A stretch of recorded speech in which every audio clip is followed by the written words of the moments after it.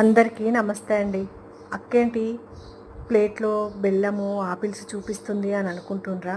అవునండి. ఈ బెల్లమట రక్తాన్ని శుద్ధి చేస్తే ఆపిల్స్ రక్తాన్ని పెంచుతాయట.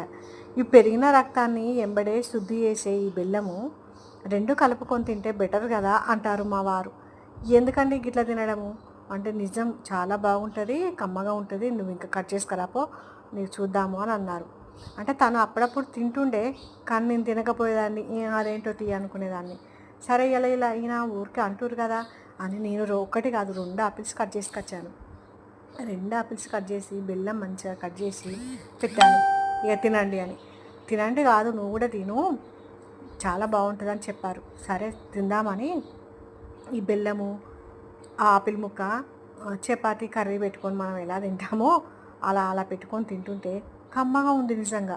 అంటే ఆపిల్ నీరు నీరు ఉండి తినబుద్ధి కాదు కదా, చప్పచప్పగా నీరు నీరు ఉండి తినాలనిపించదు. కానీ ఇలా బెల్లం పెట్టుకొని తింటే మాత్రం కమ్మగా ఉందండి. మీరు కూడా ట్రై చేయండి. తను నాకు ఏం చెప్పారంటే మా వారు, ఒకేసారి 2 పనులు అవుతాయి. ఏంటంటే ఈ ఆపిల్ తింటే ఎలా రక్తం పెరుగుతుందో అలాగే ఈ బెల్లం తింటే కూడా రక్తాన్ని శుద్ధి చేస్తాయి. 2 పనులు ఒకేసారి అవుతాయి. పడేసే వస్తువా, కమ్మగానే ఉంది కదా, తినొచ్చు కదా అని అన్నారు తను అన్నారు. సరే తిందాంలే అని తిన్నాను. కానీ నిజమేనండి, ఒకేసారి 2 పనులు ఎలా అవుతున్నాయి చూడండి. రక్తం పెరుగుతుంది, అటు మెయిన్ శుద్ధి అవుతుంది, మన కడుపు కూడా నిండుతుంది, కమ్మగా కూడా ఉంటుంది. నీరు నీరు లేకుండా తీయగా కమ్మగా ఉంటుంది. పిల్లలు తినరు ఆపిల్ నీరు నీరు ఉంటుందని. ఇలా కట్ చేసి ఇవ్వండి, మీరు కూడా తినండి. మీకు నచ్చితే ఒక లైక్ చేయండి, నాకు కామెంట్ చేయండి. మీరు ఎవరన్నా తింటే ఎలా ఉందో చెప్పండి.